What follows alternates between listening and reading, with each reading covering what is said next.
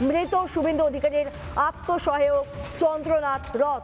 হাসপাতালেই মৃত্যু হয় আত্মসহায়ক চন্দ্রনাথ রথের এবং জানিয়ে রাখি তাকে গুলি করে খুন করা হয়েছে। তাকে খুন করা হয়েছে মধ্যমগ্রামে। গাড়িতে ছিলেন তিনি। পরপর 3 রাউন্ড গুলি চালানো হয়। মাথায় গুলি লাগে, বুকে গুলি লাগে, হাতে গুলি লাগে। হাসপাতালে নিয়ে যাওয়া হয়, শেষ চেষ্টা করা হয়, প্রচুর পরিমাণ রক্তক্ষরণ হয় এবং শেষ পর্যন্ত মৃত্যু শুভেন্দু অধিকারীর আত্মসহায়ক চন্দ্রনাথ রথের। আর 2 দিন বাদে একটা নতুন সরকার গঠন হতে চলেছে। 9 মের প্রস্তুতি চলছে। আর তার আগে শুভেন্দু অধিকারী এই রাজ্যের বিরোধী দলনেতা হিসেবে যিনি কাজ করেছেন, তার ভূমিকা পালন করেছেন, তারই আত্মসহায়ককে গুলি করে খুন। বড় আপডেট এই মুহূর্তে ময়ূক রঞ্জন ঘোষ এই মুহূর্তে আমার সঙ্গে আরো একবার আছেন। ময়ূক, বিস্তারিত আপডেট তোমার থেকে। দেখো, এই মুহূর্তে জানা যাচ্ছে চন্দ্রনাথ রথ এই মারা গেছেন। তাকে ডেড ডিক্লেয়ার করা হয়েছে। অসম্ভব ব্লিডিং হয়েছিল এবং মাথায়, বুকে এবং পেটে গুলি লেগেছে। অর্থাৎ খুব টার্গেট করে কিলিং করা হয়েছে, টার্গেট করে তাকে খুন করা হয়েছে। মাথায় একদম পয়েন্ট ব্ল্যাঙ্ক রেঞ্জ থেকে গুলি করা হয়েছে। একেবারে যেভাবে শার্প শুটাররা গুলি করে সেভাবে গুলি করা হয়েছে। সুতরাং চন্দ্রনাথ রথই টার্গেট ছিল বলে অনুমান করা হচ্ছে।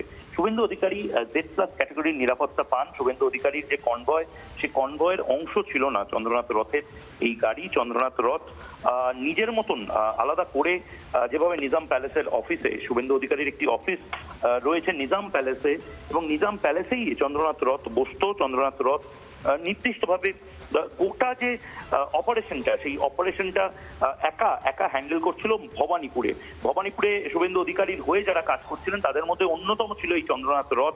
সূর্যনীল দাস কাউন্টিং এজেন্ট যেরকম ভাবে ছিলেন, আমরা জানি সূর্যনীল দাসকে আমরা দেখেছি কিভাবে সূর্যনীল দাস মমতা বন্দ্যোপাধ্যায় যখন মোবাইল ফোন নিয়ে ঢুকে পড়তে চাইছিলেন, মমতা বন্দ্যোপাধ্যায় যখন স্ট্রং রুমে ঢুকে পড়েছিলেন, একমাত্র কাউন্টিং এজেন্ট হিসেবে সূর্যনীল দাস ঠায় বসেছিলেন।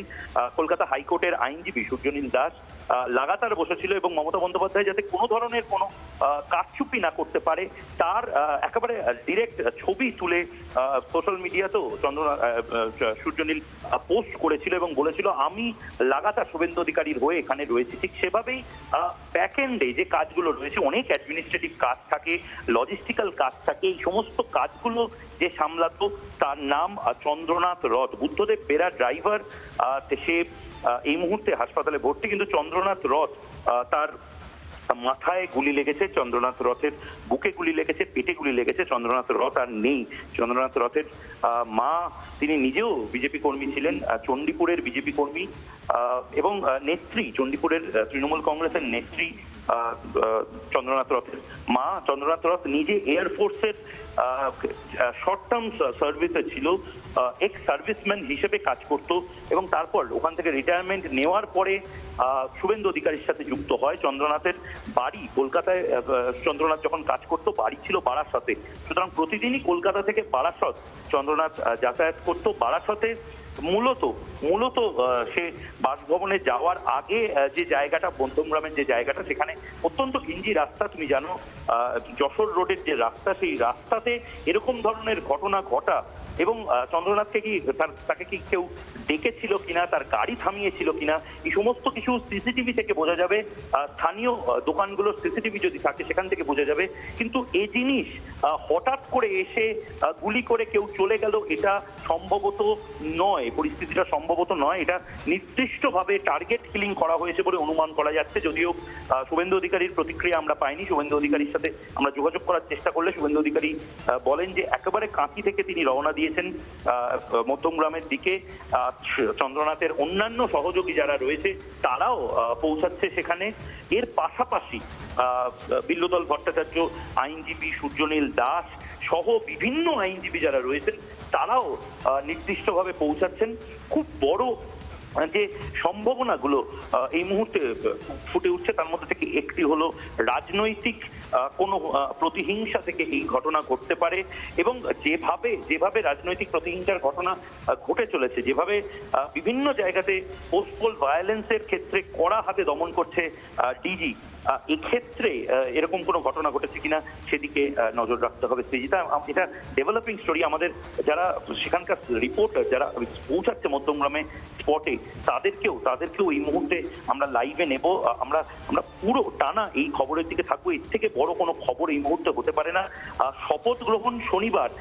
আমার কাছে খবর আছে নির্দিষ্টভাবে চন্দ্রনাথ রথের সাথে সাংবাদিকতার সূত্রে আমাদেরও যোগাযোগ রাখতে হতো। চন্দ্রনাথ রথ রীতিমতো বিভিন্ন যে কাজ কর্ম, শপথ গ্রহণ অনুষ্ঠানে যদি আলাদা করে শুভেন্দু অধিকারীর কোনো প্রয়োজনীয়তা থাকে, তিনি মন্ত্রী হিসেবে কোনো শপথ যদি নেন, সেক্ষেত্রে কি কি করতে হবে, কোন ফাইল কার কাছে রয়েছে, সমস্ত কিছু চন্দ্রনাথের কাছে ছিল। এবং শুভেন্দু অধিকারীর যাবতীয় যা অ্যাডমিনিস্ট্রেটিভ ডকুমেন্ট সমস্ত কিছু চন্দ্রনাথ রথের কাছে ছিল। সুতরাং এমন কেউ কি চন্দ্রনাথকে মেরে দিল যে আসলে পথের কাঁটা সরিয়ে ফেলতে চায় এবং নির্দিষ্টভাবে ভবানীপুরে মমতা বন্দ্যোপাধ্যায় যেভাবে হেরেছেন, পরাজিত হয়েছেন, মমতা বন্দ্যোপাধ্যায়ের রাজনৈতিক কেরিয়ার শেষ হয়ে গেল।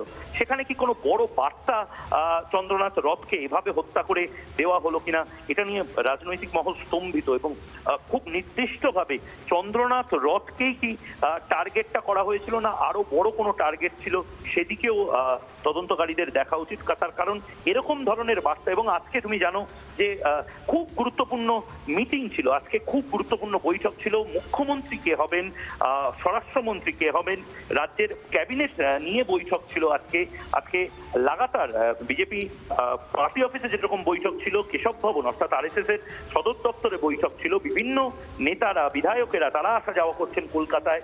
এরকম একটা ভিভিআইপি মুভমেন্ট যখন কলকাতা শহরে হচ্ছে, বারাসাতে হচ্ছে, অন্যান্য কলকাতার চৌহদ্দির মধ্যে হচ্ছে, তখন এরকম একটি ঘটনা ঘটে যাওয়া, এটা কিন্তু সবাইকে রীতিমতো নাড়িয়ে দিয়েছে। এবং অবিলম্বে নির্বাচন কমিশন এই ক্ষেত্রে প্রয়োজনে একেবারে সর্বোচ্চ স্তরের তদন্তের নির্দেশ দিক। এসটিএফ এর তদন্ত হোক বা সিআইডির তদন্ত হোক, কিন্তু এই ধরনের ঘটনা এটা চমকে দেওয়ার মতন ঘটনা।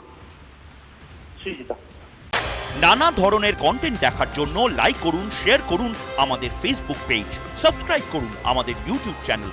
পাশাপাশি অন্যান্য ব্রেকিং নিউজের জন্য অবশ্যই চোখ রাখুন রিপাবলিক বাংলায়।